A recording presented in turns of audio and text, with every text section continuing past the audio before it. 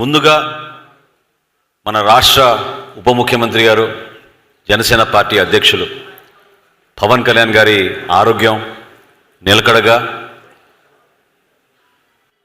మీ అందరి ఆశీస్సులతోటి, పూజలతోటి, భగవంతుడి ఆశీస్సులతోటి ఆయనకి జరిగిన చికిత్స పూర్తి స్థాయిలో విజయవంతంగా అయిందనే సందర్భంగా మీకు తెలుపుకుంటూ, ఈరోజు బాంబేలో పవన్ కళ్యాణ్ గారు డిశ్చార్జ్ అవుతున్నారు హాస్పిటల్ నుంచి.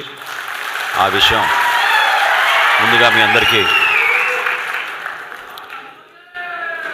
పవన్ కళ్యాణ్ గారు త్వరలోనే తన ఆరోగ్యానికి తీసుకోవాల్సిన జాగ్రత్తలు తీసుకుని 2-3 రోజుల్లోనే మంగళగిరికి వచ్చి పార్టీ కార్యక్రమాల్లో నిమగ్నం అవుతాం అనే విషయం ఆయన ప్రస్తావించారు. మీ అందరు కూడా అదే విషయం తెలపమన్నారు.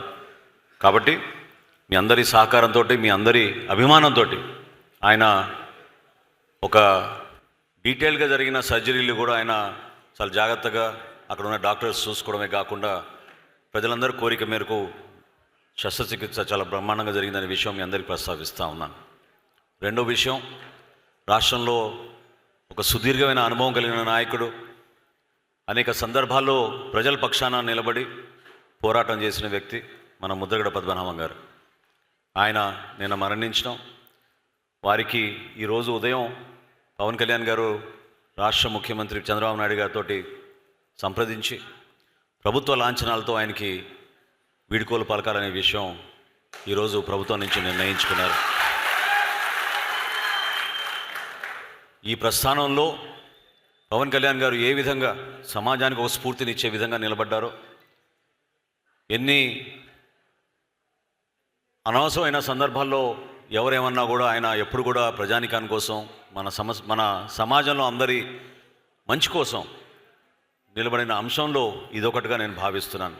ఎందుకంటే నాకు బాగా గుర్తు, ఎన్నికలకు ముందు కొంతమంది పెద్దలు మన పార్టీలో పద్మనాభం గారిని సంప్రదించి పార్టీకి ఉపయోగపడతారు, మీరు కలిసి ప్రయాణం చేస్తే బాగుంటుందనే విషయం ప్రస్తావించినప్పుడు ఖచ్చితంగా మనం ప్రభుత్వం ఏర్పాటు చేయబోతున్నాం, పద్మనాభం గారికి జనసేన పార్టీ నుంచి మాట ఇవ్వండి, కూటమిలో భాగంగా అటు భారతీయ జనతా పార్టీ, ఇటు తెలుగుదేశం పార్టీతో మనం కలిసి ప్రయాణం చేస్తున్నాం, తప్పకుండా ఆయనకి గవర్నర్ పదవి ఇచ్చే బాధ్యత తీసుకుంటాం మనం జనసేన పార్టీ నుంచి అని ఆ విషయం కూడా ఆ రోజు పవన్ కళ్యాణ్ గారు ప్రస్తావించింది నాకు గుర్తొచ్చి నేను మీ అందరితో పంచుకుంటున్నాను. కాబట్టి ఆయన ఆత్మకు శాంతి కలగాలని, వారి కుటుంబానికి మనందరం కూడా కైకలూరు నుంచి సంతాపం వ్యక్తపరిచే విధంగా 1 నిమిషం మౌనం పాటిస్తే బాగుంటుందని నేను భావించి మిమ్మల్ని అందరం కూడా రిక్వెస్ట్ చేస్తున్నాను.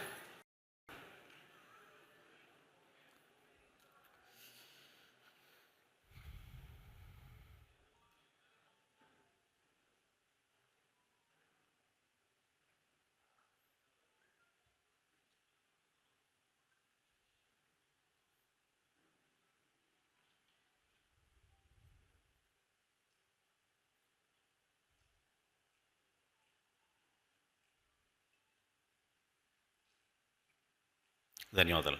ముందుగా కైకలూరు నియోజకవర్గంలో ఈ కార్యక్రమం ఏర్పాటు చేయడానికి సహకరించడమే కాకుండా నిండు మనసుతోటి స్వాగతం పలికిన మన జన సైనికులు, వీర మహిళలు, మన పార్టీ నాయకత్వం అందరికీ కూడా నేను పవన్ కళ్యాణ్ గారి తరఫున, జనసేన పార్టీ తరఫున ప్రత్యేకంగా ధన్యవాదాలు తెలుపుకుంటున్నాను. నాతో పాటు వేదిక పైన శాసన మండలి ప్రభుత్వ విప్ హరిప్రసాద్ గారు, అదేవిధంగా శాసన మండలి సభ్యులు జయమంగళం గారు, శాసన సభలో జనసేన పార్టీ తరఫున గెలుపొందిన మన ఉంగుటూరు ఎమ్మెల్యే గారు ధర్మరాజు గారు, అదేవిధంగా మీ అందరికీ సుపరిచితులు, పక్కనే ఉందంటే ఆయన ఆఫీస్ నాకు తెలియదు, మీ అందరికీ తెలుసు మన నాయకర్ గారి గురించి. ఆయన కూడా జనసేన పార్టీలో సుదీర్ఘమైన ప్రస్థానం చేసుకుంటూ మత్స్యకార విభాగానికి ఆయన చైర్మన్గా, పార్టీ గతంలో చేసిన కార్యక్రమాల్లో భాగంగా రాష్ట్ర వ్యాప్తంగా మనతో పాటు పాలు పంచుకున్న నాయకర్ గారు.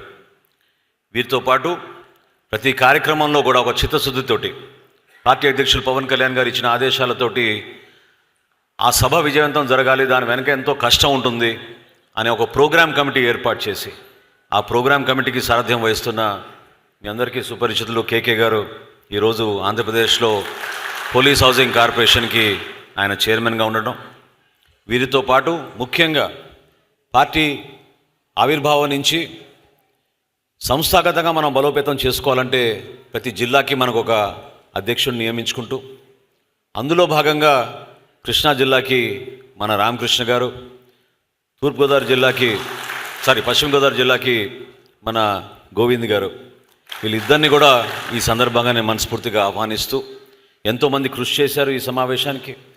తక్కువ సమయంలో ఏర్పాటు చేసుకున్నాం. ఎందుకంటే నేను కూడా బాంబేలో మన పార్టీ అధ్యక్షులు పవన్ కళ్యాణ్ గారితో 3 రోజులు ఉండడం, కార్యక్రమం జరుగుతుందా లేదా అనే ఆలోచన కొంతమందిలో ఉన్నా కూడా ఈ కార్యక్రమం రూపొందించింది పవన్ కళ్యాణ్ గారు. దీని వెనక ఆలోచన ఏంటనేది నేను మీకు చెప్పాల్సిన బాధ్యత ఉంది. కాబట్టి ఒక ప్రయత్నం చేయడమే కాకుండా మేము ఈరోజు వేదిక పైన కూర్చున్నాం అంటే అది కేవలం మీ అందరి వల్లనే, మీ కృషి వల్లనే, మీ పట్టుదల వల్లనే. మీరు ఏ విధంగా ఆ రోజు మన జనసేన పార్టీ జెండా మోసారో, ఏ విధంగా కష్టకాలంలో పవన్ కళ్యాణ్ గారికి మీరు అండగా నిలబడ్డారో, ఆ ప్రస్థానంలో భాగమే ఈరోజు మనం కైకలూరులో ఇటువంటి సభ ఏర్పాటు చేసుకుంటున్నాం. కాబట్టి మనం అధికారంలో వచ్చిన తర్వాత కూటమిలో మనకి బాధ్యత పెరిగింది. ప్రభుత్వంలో చేస్తున్న కార్యక్రమాలన్నీ కూడా వాటి గురించి మీకు తెలుసు. వాటితో పాటు రాబోయే రోజుల్లో మనం ఏ విధంగా పార్టీని మనం ఇంకా బలోపేతం చేసుకోవాలి, సంస్థాగతంగా ఎదగాలి అనే ఆలోచనతోటి ఈ సభ ఏర్పాటు చేశారు. కొన్ని కార్యక్రమాలు మనం బహిరంగంగా చేసుకుంటాం, కొన్ని మనం 4 గోడల మధ్యన చేసుకుంటాం. 4 గోడల మధ్య చేసుకుంటాం అంటే రహస్యం కాదు. ఆ కార్యక్రమం చేయాల్సి ఆ సందర్భం ఎందుకు వచ్చిందంటే, మీరు ఈ ప్రస్థానంలో మీరు కష్టపడి ఏ విధంగా పనిచేశారు, మీకున్న అనుభవాలు ఏంటి, ఏ విధంగా ఈ ప్రాంతంలో మనం కొన్ని అభివృద్ధి కార్యక్రమాలు చేస్తే ఇంకా మన పార్టీకి మంచి పేరు వస్తుంది, ఏ విధంగా కొన్ని సమస్యలు మన నాయకులు, మన కార్యకర్తలు, మన వీర మహిళలు, మన జన సైనికులు ఇబ్బంది పడుతున్నారు, ఆ సమస్యలు ప్రస్తావించుకోవడానికి కోసం మీకు కూడా అవకాశం కల్పించాలి. మా బాధ ఏంటో ఎవరు వినడం లేదు, పట్టించుకోవడం లేదనే మీ వాదన, మీ బాధ పవన్ కళ్యాణ్ గారి వరకు చేరింది. కాబట్టి ఆయన ప్రత్యేకంగా ఈ కార్యక్రమాన్ని రూపొందించారని ఈ సందర్భంగా నేను తెలుపుకుంటున్నాను.